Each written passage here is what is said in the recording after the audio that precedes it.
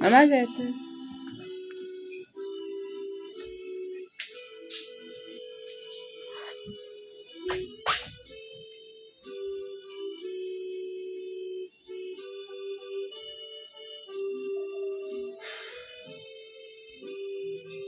Alors bonjour ce matin, très heureux de vous retrouver tous ensemble en compagnie de l'apôtre Gauthier qui est là. Alors nous passons au moment si précieux, l'heure de Béret. Bonjour à vous apôtres.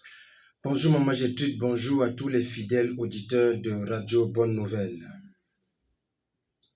Alors bonjour ce matin. Encore bonjour à tous les fidèles auditeurs de Radio Bonne Nouvelle, bonjour à tous ceux qui sont connectés sur la 98.5 ici au quartier Bamoun Gaoundéré. Que Dieu vous bénisse abondamment. Nous passons à la prière. Nous te rendons grâce Seigneur, nous te sommes infiniment reconnaissants. Nous continuons à te dire merci pour la grâce et le privilège que tu nous donnes d'être à ton service et de faire ta volonté. Encore plus Seigneur parce que tu nous as fait grâce de te connaître et d'avoir nos noms écrits dans le livre de vie. Père, nous prions pour tous les auditeurs qui sont connectés sur la radio Bonne Nouvelle ce matin et ceux-là qui écoutent en direct au travers de la chaîne YouTube. Père, nous te bénissons. Nous prions que tu les bénisses. Nous prions, Seigneur, que tu parles. Nous prions que la parole partagée vienne tout droit de ton trône. Que nos cœurs abondent de ta présence et que nos bouches parlent de l'abondance du cœur. Nous prions, Seigneur, afin que les malades soient guéris. Nous prions afin que ceux qui ont des problèmes trouvent des solutions en toi. Nous prions afin que tu opères des miracles. Et le plus grand miracle, c'est la prise de conscience, la repentance et le salut de nos âmes. Merci Seigneur pour tes bienfaits. Au nom de Jésus-Christ. Amen.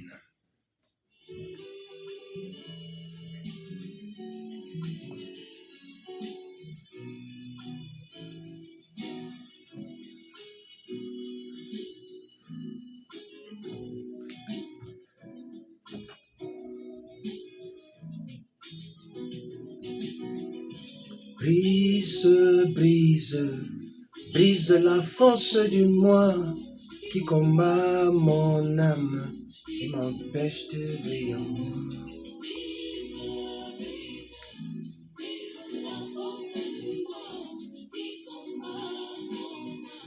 Et t'empêche de briller en moi.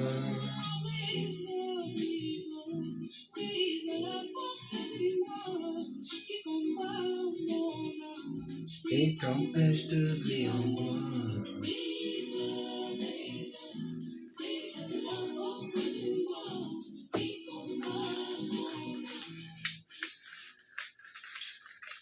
Auditeurs de Radio Bonne Nouvelle, une fois de plus, bonjour. Bonjour à tous ceux qui suivent, même sur la chaîne YouTube. Que Dieu vous bénisse abondamment. Nous rendons grâce à Dieu pour ce qu'il fait. Et nous prions que Dieu nous aide. Nous avons besoin de l'aide du Saint-Esprit. Acte chapitre 9, verset 31. L'église était en paix dans la Judée, dans la Samarie. La Bible déclare l'église progressait par l'assistance du Saint-Esprit. Nous prions afin que le Saint-Esprit soit à l'œuvre pour nous aider à marcher comme Dieu veut pour atteindre les objectifs que Dieu a fixés. Nous avons commencé un travail depuis la semaine passée en ce qui concerne les enseignements eschatologiques qui ont pour intention d'éveiller nos esprits en ce qui concerne le contexte de la fin des temps, la préparation de l'Église à l'enlèvement. Nous avons parlé de l'avènement du Seigneur, nous avons parlé des 3 avènements, nous avons parlé de 3 types de résurrection. Hier, nous avons commencé ce partage concernant maintenant la préparation de l'Église. En fait, tous ces enseignements, c'est pour que nous puissions nous préparer. Tous ces partages, c'est pour que nous puissions nous préparer. Nous avons commencé à parler de l'Église de Noé. Je vais commencer en ouvrant la Bible dans le livre de 2 Pierre chapitre 2. Nous lisons ensemble à partir du verset 6. À partir du verset 5, autant pour moi. 2 Pierre chapitre 2, du verset 5 au verset 11. Maman Gertrude, tu as la page? Ok, je vais lire ici en attendant. 2 Pierre chapitre 2. Tu vas apprêter Luc. Tu vas apprêter l'évangile selon Luc, le chapitre 17. Nous allons lire ensemble du verset 26 au verset 31. Au verset 32, autant pour moi. Gloire à Jésus. Luc chapitre 17 du verset 26 au verset 32. Je lis le texte de 2 Pierre. 2 Pierre 2, à partir du verset 5, la Bible déclare, « S'il n'a pas épargné le monde ancien, mais s'il a préservé 8 personnes, dont Noé, prédicateur de la justice, lorsqu'il fit venir le déluge sur un monde d'impies. » 2 points. S'il a condamné à la destruction et réduit en cendres les villes de Sodome et Gomorrhe, les donnant comme exemple aux impies à venir. Mais s'il a délivré Lot, le juste, profondément affligé par la conduite déréglée de ces criminels, le saint indicatif, car ce juste qui habitait au milieu d'eux torturait jour après jour son âme de juste à cause des iniquités qu'il voyait ou entendait. C'est donc que le Seigneur s'est délivré de l'épreuve. Il s'est délivré de l'épreuve les hommes pieux et réservé les injustes pour les châtier au jour du jugement. Ceux surtout qui, dans un appétit de souillure, recherchent les plaisirs charnels et méprisent l'autorité du Seigneur. Présomptueux, arrogant, ils ne craignent pas d'injurier les gloires. Aïe. Verset 11. Alors que les anges, supérieurs en force et en puissance, ne portent pas contre elles le jugement injurieux devant le Seigneur. Lisons Luc chapitre 17. Alors le serviteur de Dieu va rappeler déjà le verset qu'il vient de lire. C'est le passage de 2 Pierre chapitre 2 du verset 5 au verset 11. 2 Pierre 2 du verset 5 au verset 11. Oui, maintenant nous lisons Luc chapitre 17 du verset 28, du verset 26, autant pour moi, au verset 32. Alors nous lisons du verset 26, c'est ça? C'est ça, 26 au verset 32. Ok. Alors voici ce qui est écrit. Oui. Ce qui arriva du temps de Noé arrivera de même au jour du Fils de l'homme. Les hommes mangeaient, buvaient, se mariaient et mariaient leurs enfants jusqu'au jour où Noé entra dans l'arche. Le déluge vint et les fit tous périr. Ce qui arriva du temps de Lot arrivera pareillement. Les hommes mangeaient, buvaient, achetaient, vendaient, plantaient, bâtissaient. Mais le jour où Lot sortit de Sodome, une pluie de feu et de soufre tomba du ciel et les fit tous périr. Il en sera de même le jour où le Fils de l'homme paraîtra. Oh my God. À ce jour-là, que celui qui sera sur le toit et qui aura ses effets dans la maison ne descende pas pour les prendre, et que celui qui sera dans les champs ne retourne pas non plus en arrière. Souvenez-vous de la femme de Lot. Celui qui cherchera à sauver sa vie la perdra, et celui qui la perdra la retrouvera. Amen. On peut s'arrêter là. Merci. Merci d'avoir ajouté le verset 33. Auditeurs et tous ceux qui visionnent, que Dieu nous aide. Que le Seigneur nous accorde de la grâce, qu'il nous donne de nous préparer, que le Saint-Esprit nous donne d'être brisé dans notre chair et de vivre par sa personne.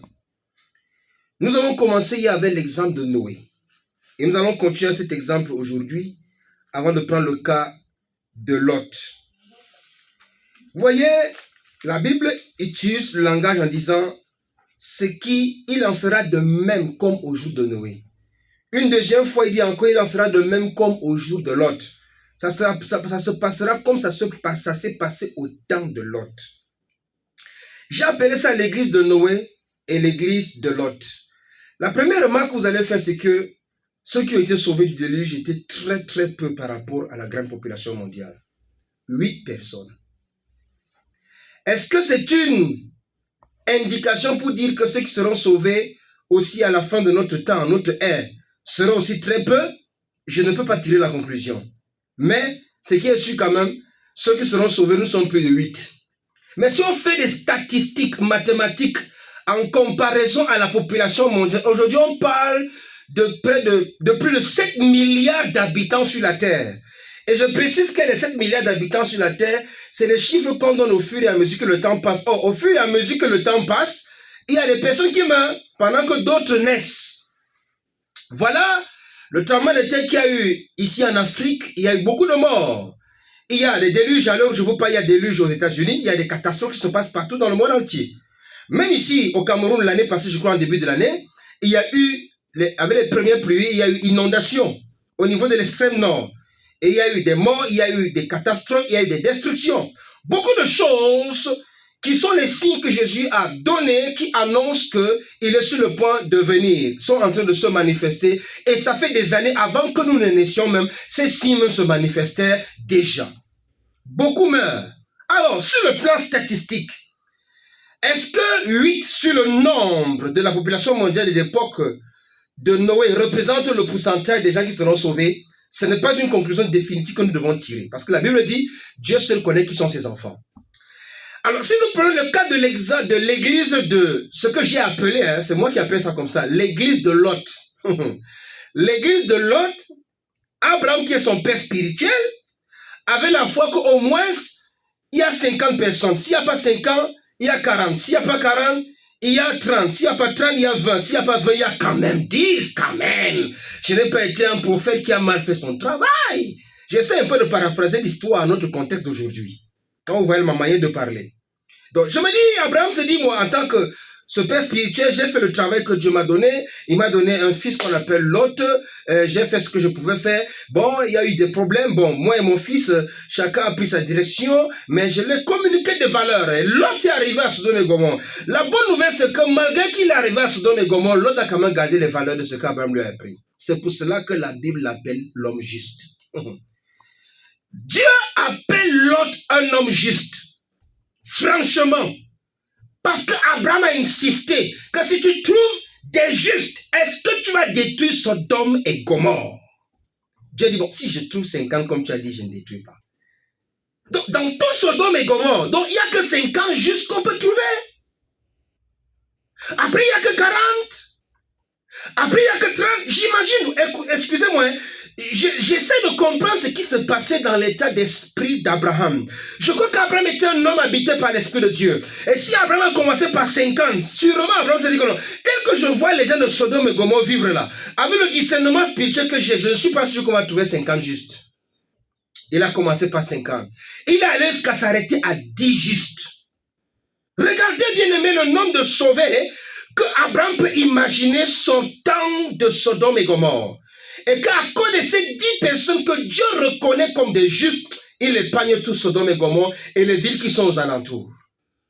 Mais malheureusement, peut-être que le discernement d'Abraham s'est arrêté à 10. Mais Dieu lui savait qu'à Sodome et Gomorrhe, je ne pourrais trouver que 3 personnes sauvées. Je pose donc la question suivante et que chacun de nous puissions réfléchir.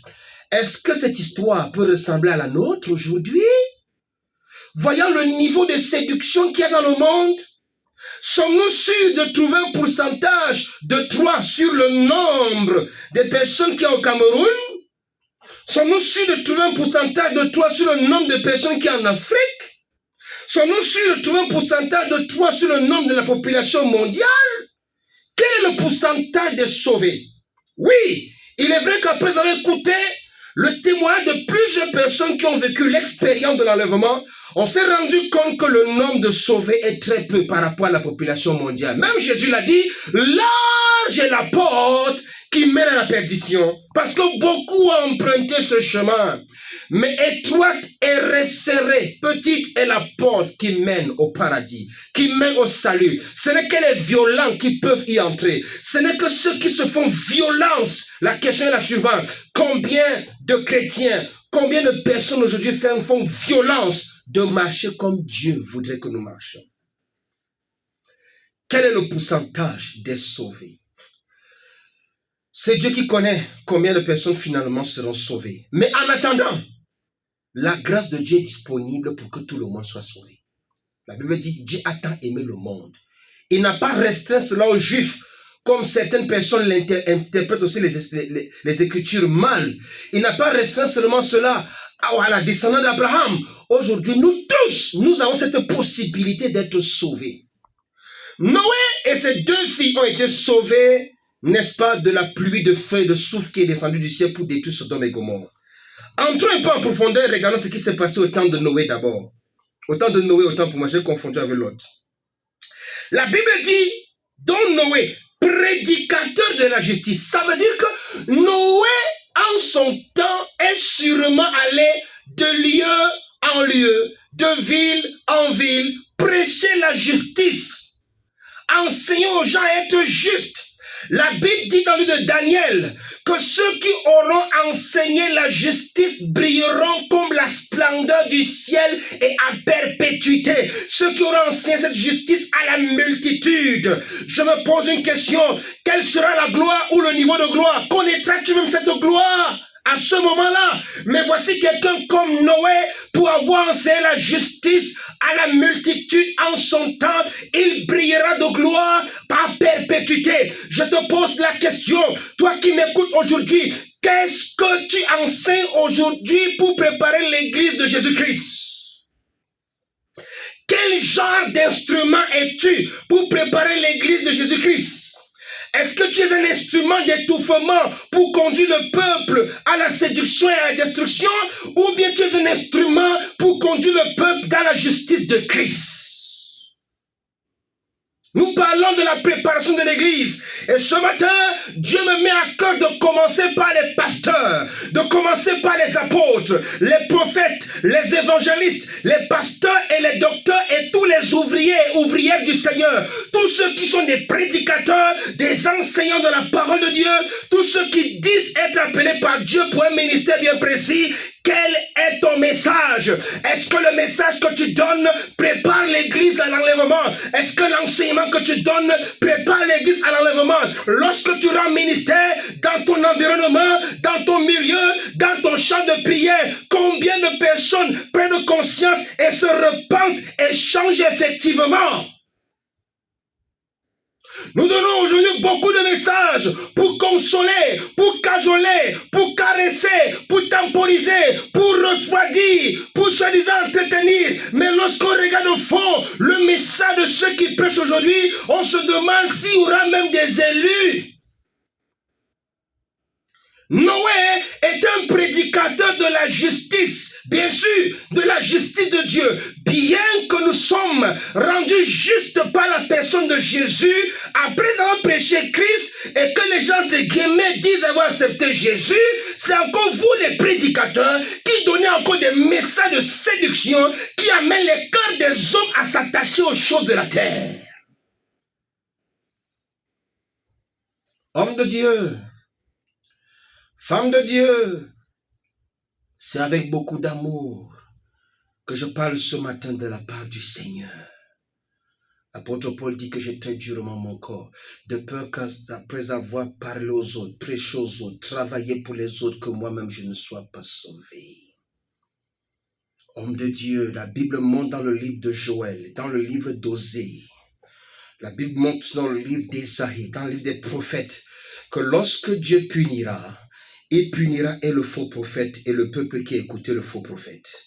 Et je me suis posé la question, si dans le contexte de l'Ancien Testament, où le Saint-Esprit n'était pas automatiquement accessible à tout le monde, l'Esprit de Dieu reposait sur les prophètes, sur les anciens du peuple, pouvait reposer sur les rois, sur les sacrificateurs, les souverains, mais pas sur n'importe quel membre du peuple.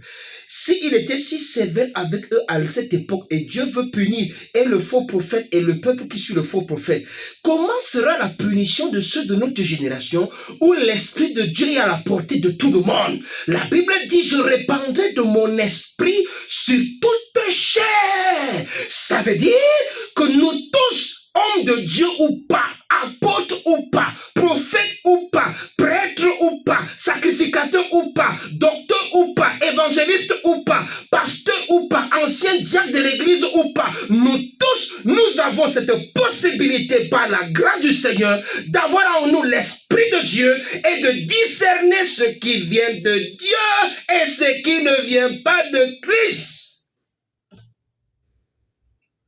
Et aujourd'hui, l'Église, au lieu de se préparer à l'enlèvement, nous sommes distraits à résoudre nos problèmes sociaux. La Bible dit dans le cas de l'église de Lot, la même chose qui est dit dans le cas de l'église de Noé. Il est écrit, il en sera de même au temps comme au temps de Lot. Il en sera de même, il en sera comme au temps de Lot. Les gens mangeaient, buvaient, achetaient, vendaient, plantaient, bâtissaient, mais le jour où Lot sortit de Sodome, une pluie de feu et de soufre tomba du ciel et les fit tous périr. Nous avons dit hier, bien-aimés, manger n'est pas mauvais, boire n'est pas mauvais, acheter n'est pas mauvais. Je n'avais pas dit que j'ai dit qu'être ivoirien est une bonne chose. Comprenez-moi très bien. Parce que quand on dit boire, ce n'est pas seulement boire l'alcool. Faites attention, il faut qu'on se comprenne bien parce que les gens aiment vite prendre ce que les prédicateurs disent ayant mal compris ce qu'ils ont dit pour aller interpréter autrement. Il dit que l'apôtre Gauthier a dit que boire est une bonne chose. Laissez-moi boire ma castelle. Non, non, non, non. Je n'ai pas dit ça. Comprenez bien. Comprenez bien. Les gens, vous voyez, manger n'est pas mauvais. Boire n'est pas mauvais. Acheter n'est pas mauvais. Vendre n'est pas mauvais. Planter, cultiver n'est pas mauvais. Bâtir n'est pas une mauvaise chose. Mais que tu sois occupé à ces choses, au point où une pluie de feu te surprenne. Pourtant, il y a quelqu'un dans la même ville que toi qui est au courant qu'un jugement va s'abattre sur la ville. Je dois sortir de la ville. Lui, il est au courant. Mais qu'est-ce qui s'est passé pour que lui soit au courant, il soit averti et que les dispositions sont prises pour qu'il soit sauvé et toi, tu n'es pas sauvé? Hein? Qu'est-ce qui s'est passé? Qu'est-ce qui se passe? C'est la même histoire que nous vivons aujourd'hui. Aujourd'hui, les gens mangent, boivent dans l'ivrognerie, la débauche, achètent, font le commerce, vendent, plantent. Il y a beaucoup de gens qui font des projets de plantation. Même moi, je suis dans des projets. Des projets de plantation, d'agriculture, d'élevage. Il y a beaucoup de structures, des ONG qui pleuvent de partout. Des gens qui financent des projets de partout. Les gens sont occupés. C'est bien beau pour s'en sortir dans la vie, pour avoir son peu quotidien. Mais que tu sois occupé à ces choses au point d'oublier le salut de ton âme, ce n'est plus normal. Ce n'est plus normal. Même Jésus sur la terre, quand il marchait, il avait besoin de manger. Il avait besoin de quoi boire. Quand il était sur terre, il avait besoin d'une maison où habiter. Même pour prendre la Sainte Seine, c'était dans la maison qui a été bâtie. Jésus avait besoin de tout ça. Jésus, c'est vrai, ne faisait pas de commerce, comme il y a beaucoup de commerçants aujourd'hui. Il ne vendait pas pour acheter. Mais la vérité, c'est que, bien aimé dans le Seigneur, Jésus aussi avait des besoins sociaux. Il s'occupait aussi de s'entretenir, de se laver, d'être propre. Mais Jésus n'avait jamais fait de ces choses la priorité de son existence. Église, est-ce que tu te prépares à l'enlèvement?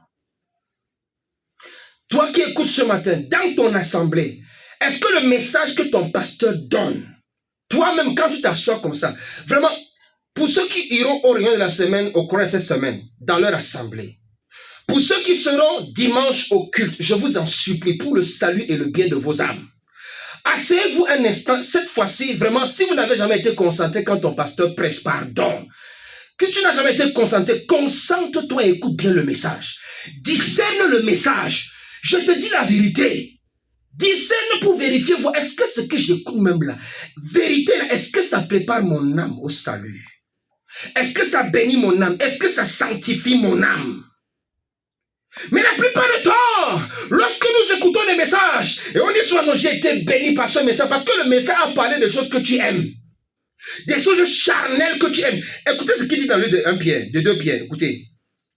Écoutez quelque chose. Écoutez. 2 Pierre 2, lisons le verset 10. Écoutez ce qu'elle avait dit au verset 10. Je prends à partir du verset 9. 2 Pierre 2, à partir du verset 9. À partir du verset 9. Oui, maman, Le Seigneur saura délivrer de l'épreuve ceux qui l'honorent. C'est pour cela que nous disons que l'Église ne passera pas par la grande tribulation. Cette épreuve-là, l'Église sera enlevée. Continuez la lecture. Et garder les injustes pour être punis au jour du jugement. Les injustes, c'est deux catégories, maman Gertrude. La première catégorie, c'est ceux-là qui mènent une vie d'injustice dans leur manière de faire. La deuxième catégorie, c'est ceux-là qui ont refusé la justification par la personne de Jésus-Christ. Continue la lecture. Principalement ceux qui suivent la chair dans la convoitise. Ta version, elle m'intéresse. Hein. Principalement ceux qui font comment? Principalement ceux qui suivent la chair. Qu'est-ce que ça veut dire suivre la chair? Continue la lecture. Dans la convoitise de l'impureté. Dans la convoitise de l'impureté. Continue. Qui méprisent la domination. Audacieux. Audacieux. Oui. Et qui ne craignent point d'injurier des dignités. Ok. Dans ma version, Thomson, verset 10 dit que ceux surtout qui, dans un appétit de souillure. C'est quoi l'appétit? Avoir de l'appétit. Hein? Oui, maman, j'ai dit. Ça te sucre, non? Ça te sucre. C'est-à-dire quand tu fais un très bon héros là, un très bon héros, vraiment bien géré, je ne sais pas comment il va expliquer ça. Quand tu manges, tu as de l'appétit. Quand on te fait un bon repas, tu manges avec appétit. Je suis dépassé. Je suis vraiment presque traumatisé de me rendre compte qu'il y a des humains sur la terre qui ont de l'appétit des souillures. Ils ont l'appétit. C'est-à-dire, ils ont le goût à ce qui est de la souillure. Maman, tu sais quoi la souillure? Se salir, non? Se salir. Ok. Donc, il y a des gens qui ont l'appétit à mettre de la saleté sur leur âme. C'est facile à comprendre ça. Ils ont de l'appétit à faire ce qui n'est pas bien. Ils ont de l'appétit à poser des actes qui sont contre la volonté de Dieu. Ils ont de l'appétit dans l'immoralité, dans l'impudicité, dans l'ivrognerie, dans l'escroquerie, dans la manipulation, dans l'idolâtrie, ils ont de l'appétit, dans la sorcellerie, dans la méchanceté, dans les sectes pernicieuses. My God, la Bible dit, vous qui avez cet appétit, si tu ne te repens pas, l'enfer t'attend. Le jugement de Dieu t'attend. Mais si tu peux comprendre, bien-aimé, que Dieu t'aime et il ne veut pas ça pour toi. Et il veut que tu te répandes. Si tu peux comprendre, chrétien, que ta vie chrétienne ne doit pas être légère. Elle doit être sérieuse et profonde et sainte. Tu sauveras ton âme. Si tu veux comprendre que là où tu es, tu ne peux pas évoluer dans la marche avec Christ sans l'Esprit de Dieu. Tu comprendras alors que le Saint-Esprit donne la capacité de mener une vie de sanctification, de mener une vie de justice et de se préparer pour l'enlèvement. La Bible dit, ils ont l'appétit de souillure et recherchent les plaisirs charnels. C'est-à-dire, c'est ça qui est leur objectif. La recherche de ce qui plaît à la chair. Et non la recherche de ce qui plaît à l'Esprit de Dieu. Et non la recherche de ce qui glorifie Dieu. Ouvriers d'iniquité, je ne vous ai jamais connu, dit Jésus à ceux qui diront le connaître, qui diront l'avoir servi. Ouvriers d'iniquité. La Bible dit qu'ils sont comment? Ils méprisent l'autorité du Seigneur. Présomptueux, arrogants. Donc, si tu es arrogant, ça veut dire que tu es déjà dans la liste de ceux que Dieu va juger et frapper pour la condamnation. Mais si tu peux prendre conscience ce matin et te rabaisser et laisser Dieu t'humilier. Vous savez, il y a un verset dans la Bible, je n'ai pas retrouvé ce verset, ça veut dire, hein, ils brisent la force de leur orgueil. Ils brisent la force de leur orgueil. Qu'est-ce qui fait ton orgueil? Au point que tu méprises Dieu. Au point que tu méprises la parole de Dieu.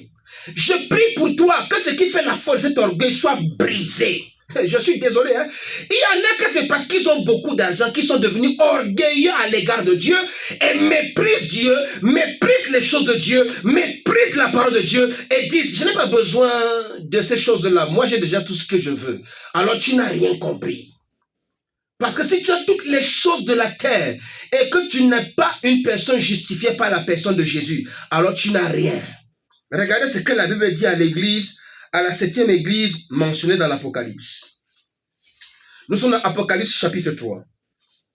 Apocalypse chapitre 3, nous lisons à partir du verset 14. Écoutez ce qu'il dit à cette église. Apocalypse 3, à partir du verset 14. Apocalypse 3, à partir du verset 14. Écrit aussi à l'ange de l'église de Laodicée. Oui. Voici ce que dit l'Amen, le témoin fidèle et véritable, le principe de la création de Dieu.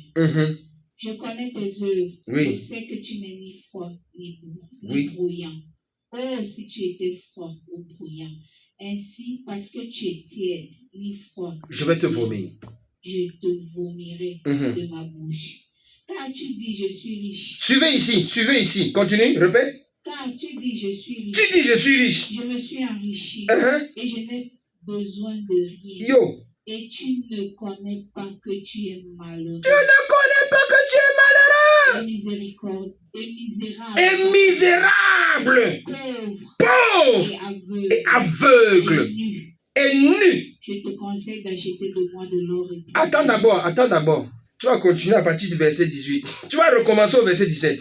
Attends d'abord, moi je te dis, Jérôme, ça c'est trop fort, vraiment. Non, c'est trop fort, vraiment, c'est fort. Il dit, je suis riche. Je me suis enrichi. Et je n'ai besoin de rien. Parce que tu ne sais pas que tu es malheureux. Tu es misérable. Tu es pauvre, aveugle et tu es nu. Suivez-moi, bien-aimé dans le Seigneur.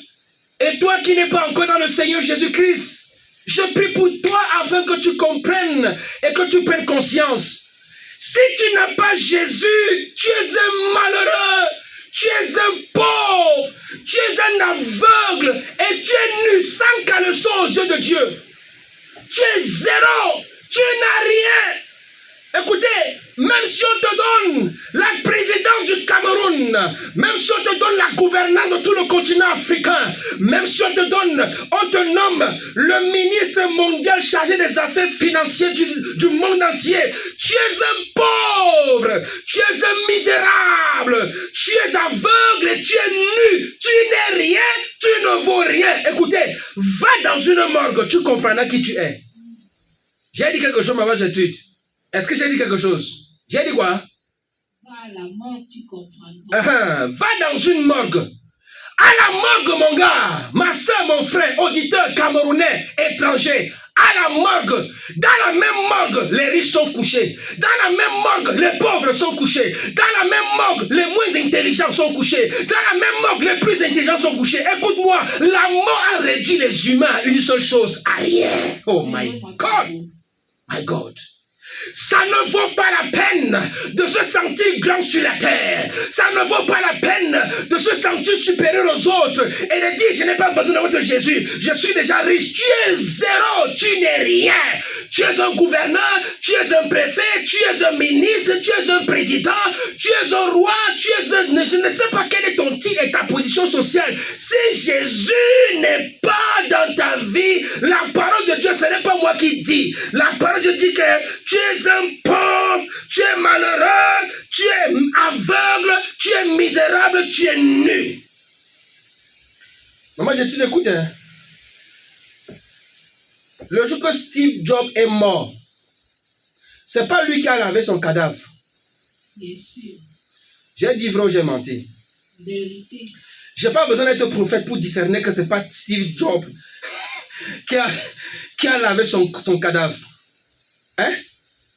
Le jour que Steve Jobs, celui qui a créé Apple, le créateur de Apple, l'un des hommes les plus riches que le monde ait connu, et un homme très intelligent, un grand inventeur, hein?